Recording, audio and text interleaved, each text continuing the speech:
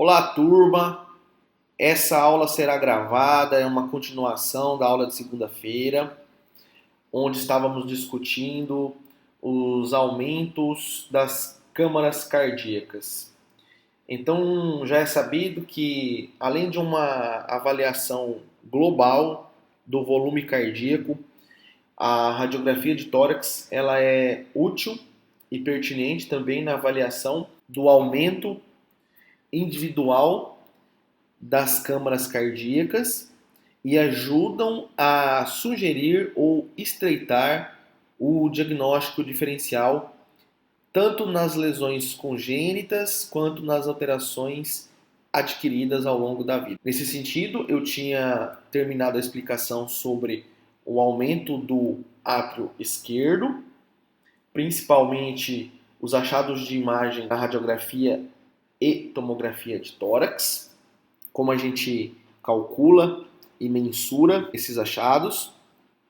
E agora eu vou dar continuidade ao aumento do ventrículo esquerdo, ventrículo direito principalmente, e dispositivos cardíacos, os mais importantes para a avaliação do clínico, avaliação do cardiologista ou avaliação do pneumologista quando ele está de frente à radiografia de tórax, como interpretar esses achados. Os sinais de aumento do ventrículo esquerdo são dados principalmente pela insuficiência da válvula aórtica, onde nós temos um regurgitamento do sangue arterial para dentro do ventrículo esquerdo. O aumento ele é um aumento global, já que o ventrículo esquerdo é uma das maiores câmaras cardíacas que compõem o volume cardíaco, e associado ao aumento do ventrículo esquerdo, principalmente na insuficiência cardíaca congestiva, nós temos um aumento do índice cardiotorácico. Já mostrei para vocês como a gente calcula o índice cardiotorácico. Além disso, nós temos uma dilatação da crosta aórtica e da aorta descendente, principalmente, e também o seu segmento ascendente. Além disso, o ápice do coração ele aponta para a região do seio costofrênico esquerdo, tá? O seio costofrênico lateral esquerdo, tá bom? Esse sinal é um sinal muito característico ao sinal do Shimu. Shimu, que era um personagem do desenho animado nas décadas anteriores à nossa. Mais ou menos se parece com esse desenho, esse indivíduo aqui, tá bom? Os sinais de aumento do ventrículo direito estão associados principalmente à estenose da válvula pulmonar ou hipertensão arterial pulmonar. E também são descritos e considerados na tetralogia de Fallot. O que a gente tem na radiografia em PA? Tá? Nós temos uma borda arredondada do coração, principalmente a borda esquerda. Ela perde aquela característica de pontiaguda, né? Um ângulo agudo, se torna arredondada. Nós temos um ápice cardíaco levantado, ele não aponta mais para a região do seio costofrênico, e sim para cima. Além disso, na radiografia em perfil, nós temos uma obliteração do espaço retroesternal, já que nós temos um aumento do ventrículo direito. Tá? Na radiografia frontal, esse achado é descrito como sinal da bota, ou sinal do tamanco holandês. Esse é um paciente com diagnóstico de tetralogia de Fallot, e ele tem como principais características, né, o coração em forma de bota, como já foi descrito. Nós temos um arco aórtico à direita, o segmento da artéria pulmonar aqui, ele é côncavo, ele perde aquela impressão ou o segundo arco. Além disso, nós temos um ápice voltado, um ápice cardíaco voltado para cima, tá? Está elevado. Diferenciando aqui os principais aumentos do ventrículo esquerdo e ventrículo direito, nós temos o ventrículo esquerdo, um aumento global da área cardíaca, da crosta da aorta ascendente e descendente, e um apontamento do ápice para baixo, no sentido do seio costofrênico lateral esquerdo. O aumento do ventrículo direito, nós temos uma borda esquerda arredondada, o ápice elevado, voltado para cima. Já em relação aos dispositivos cardíacos, nós temos uma grande variedade. Eu vou mandar aqui um artigo para vocês, um artigo que eu utilizei como referência. Entretanto, nós temos os marcapassos, os cardiodesfibriladores implantáveis, e o importante é a gente dissociá-los e avaliar as características do dispositivo e a sua integridade. Nós temos então o gerador, conector, o fio condutor e o eletrodo.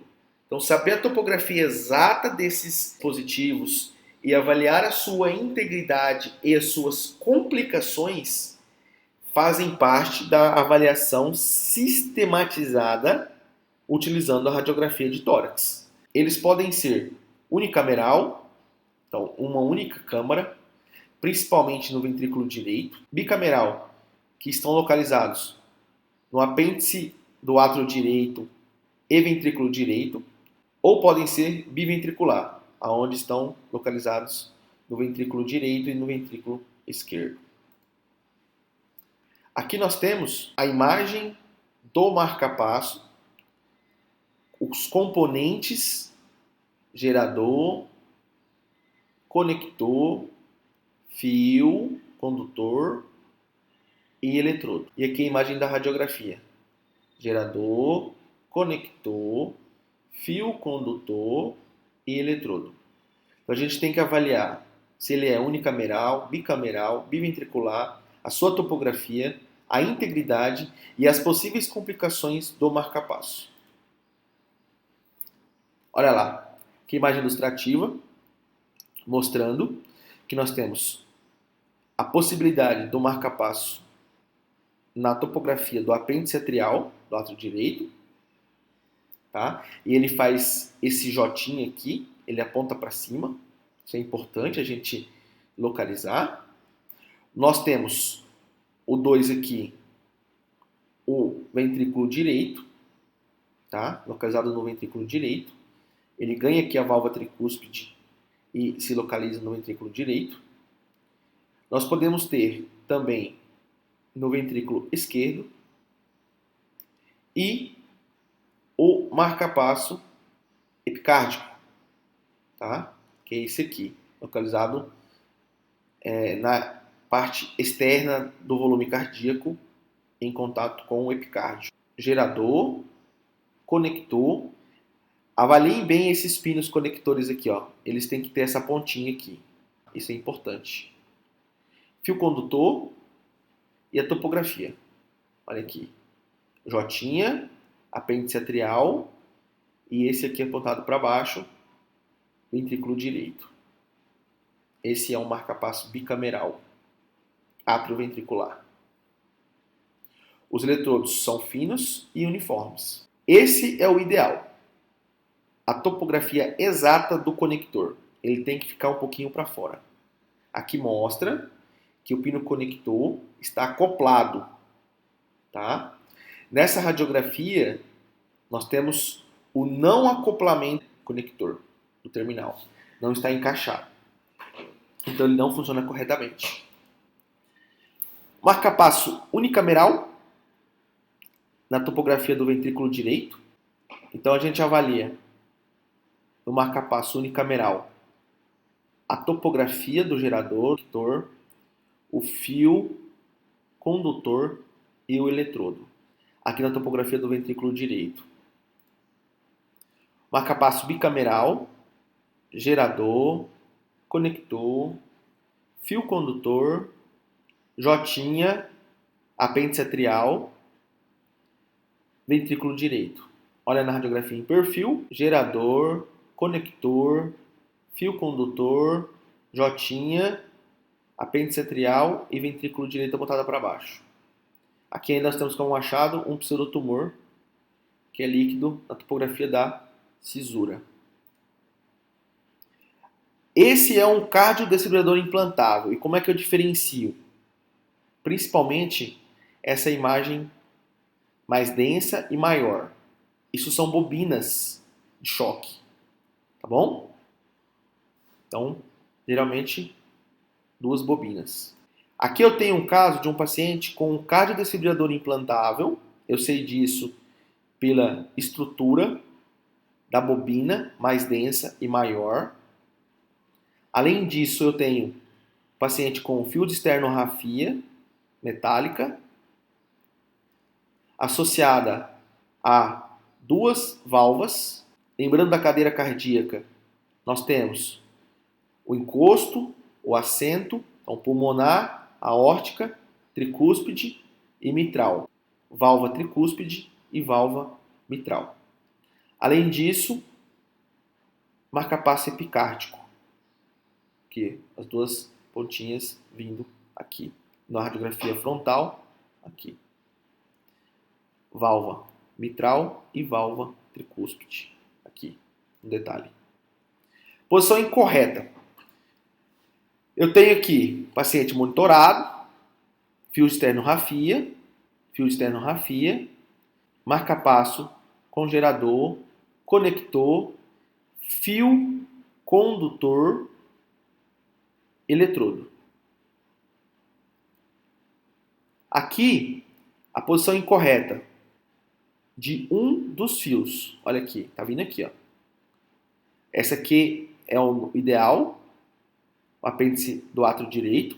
Agora essa aqui ela apontou para cima. Olha lá, apontou para cima. Então ela não pode apontar para cima. Ela não ganhou a via correta. Ela tem que apontar para baixo. Então o fio do ventrículo direito está na posição errada. Principais complicações, principalmente após a colocação do marcapasso e no seu segmento. Após a colocação do marcapasso, a principal complicação é o pneumotórax. Então, no caso aqui, quando se passa os fios condutores, nós temos a possibilidade desse fio condutor causar um pneumotórax. E como que a gente avalia isso na radiografia? Então, próximo à entrada dos fios condutores, nós temos aqui a avaliação do pulmão esquerdo em atelectasia, a imagem do ápice esquerdo mostra ausente de trama vascular e aumento da hipertransparência. Já no segmento, uma das principais complicações é a fratura do fio.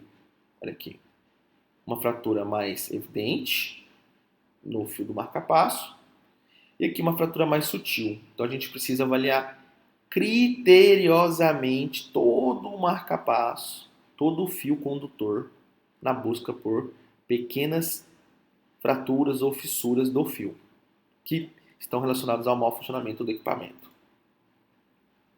Aqui nós temos uma radiografia feita há 2 meses e uma radiografia atual mostrando o desenrolamento dos fios condutores e a rotação do dispositivo.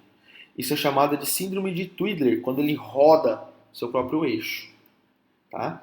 Acontece muito quando se manipula o dispositivo, principalmente porque ele se localiza no subcutâneo, e em pacientes portadores de necessidades especiais que se sentem incomodados com o objeto e acabam mexendo nele. Ele deixa de funcionar.